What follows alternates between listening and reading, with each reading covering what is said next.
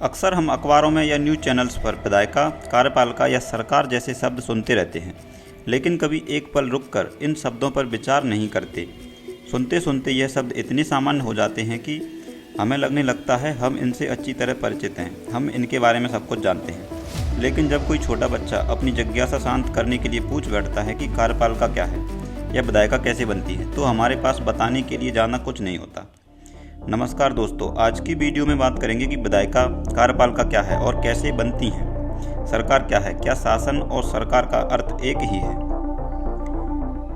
सरकार के 3 अंग होते हैं: विधायिका, कार्यपालिका और न्यायपालिका। विधायिका कानून बनाने का कार्य करती है, कार्यपालिका उन कानूनों को लागू करती है और न्यायपालिका विवादों का निपटारा करती है। सरकार के इन तीनों अंगों को शासन के 3 अंग भी कहा जाता है, लेकिन सरकार और शासन शब्द पूरी तरह एक नहीं है। सरकार शब्द जहां संरचना या संगठन का अर्थ है, वहीं शासन शब्द क्रियान्वयन से संबंधित है। अर्थात विधायिका, कार्यपालिका और न्यायपालिका के रूप में एक संगठन तैयार होता है, उसे सरकार कहते हैं, और सरकार जो कार्य करती है उसे शासन करना कहते हैं। मतलब शासन करना सरकार का कार्य हो गया। लोकतंत्र स्थापित होने के बाद विश्व के अधिकांश देशों में सरकार की शक्तियों को इसी तरह 3 अंगों में बांट दिया गया। यह तीनों अंग अपने अपने क्षेत्र में स्वतंत्र हैं, लेकिन एक दूसरे को नियंत्रित और संतुलित भी करते हैं। संविधान में इनकी शक्तियों को इस प्रकार बांटा जाता है कि कोई एक अंग ज़्यादा शक्तिशाली नहीं होने पाए। अब समझते हैं हमारे देश में विधायिका बनती कैसे है।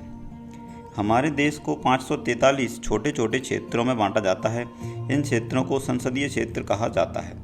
संसदीय क्षेत्र की सीमाएं खींचने का कार्य परिसीमन आयोग द्वारा किया जाता है। 543 संसदीय क्षेत्रों की सीमाएं निर्धारित होने के बाद इन क्षेत्रों में चुनाव आयोजित किए जाते हैं। प्रत्येक क्षेत्र में कई उम्मीदवार चुनाव लड़ने के लिए खड़े होते हैं। विभिन्न राजनीतिक दल प्रत्येक क्षेत्र में अपने अपने प्रत्याशी खड़े करते हैं। इसके बाद प्रत्येक संसदीय क्षेत्र की जनता अपने क्षेत्र में खड़े हुए उम्मीदवारों को अपना वोट देती है। जिस उम्मीदवार को सबसे ज़्यादा वोट मिलते हैं वह जीत जाता है। जीता हुआ उम्मीदवार उस क्षेत्र का सांसद कहलाता है। इस तरह सभी 543 क्षेत्रों से एक एक सांसद चुना जाता है। इन सारे सांसदों से मिलकर बनती है विधायिका। हमारे देश में विधायिका को संसद कहा जाता है, यानी संसद हमारी विधायिका का नाम हो गया। संसद के 2 सदन होते हैं, लोकसभा और राज्यसभा। यह सारे 543 सांसद लोकसभा में बैठते हैं। राज्यसभा क्या है, इसकी चर्चा एक अलग वीडियो में करेंगे। अब हमारे पास एक विधायिका है जिसका नाम संसद है। संसद के 2 सदनों में से एक है लोकसभा, जिसमें हमारे यह 543 सांसद बैठते हैं। प्रत्येक सांसद अपने क्षेत्र की जनता की आवाज़ को संसद में उठाता है, यानी वह अपने क्षेत्र की जनता का प्रतिनिधित्व करता है।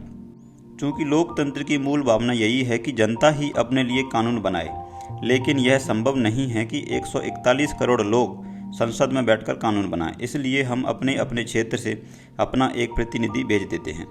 जिस राजनीतिक दल को 543 का आधा प्लस 1 यानी 272 या उससे अधिक उम्मीदवार आ जाते हैं, उस दल को विजयी माना जाता है और उसी दल का एक नेता प्रधानमंत्री बनता है।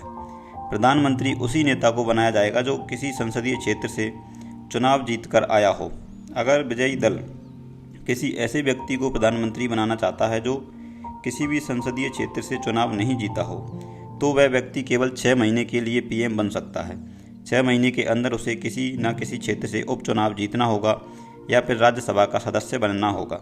राज्यसभा में भी 243 सांसद बैठते हैं, लेकिन इन 243 सांसदों का चुनाव जनता नहीं करती। इनके बारे में हम अलग वीडियो में बात करेंगे। तो अब हमारे पास एक प्रधानमंत्री आ गया जिसे सबसे ज़्यादा सीट जीतने वाले दल ने बनाया है।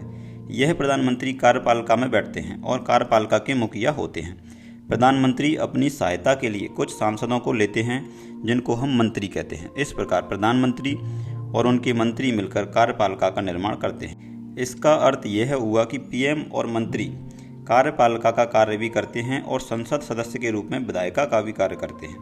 कार्यपालिका यानी पीएम और मंत्री तब तक ही अपने पद पर बने रह सकते हैं जब तक इनको लोकसभा में बहुमत हासिल है, यानी लोकसभा के आधे से अधिक सदस्य हमेशा पीएम और मंत्री के पक्ष में होते हैं। विधायिका के सभी सदस्य प्रत्येक मुद्दे पर वाद विवाद के बाद बहुमत से फैसला लेते हैं और विभिन्न विधेयकों को पारित करते हैं। कार्यपालिका उन्हीं कानूनों के अनुसार कार्य करती है। आम बोलचाल की भाषा में हम कार्यपालिका को भी सरकार कह देते हैं। तो दोस्तों आज की वीडियो में हमने समझा विधायिका और कार्यपालिका कैसे बनती है। जानकारी अच्छी लगी हो तो वीडियो को शेयर करें और कमेंट में बताएं। ऐसे ही और वीडियो देखने के लिए चैनल को सब्सक्राइब करें।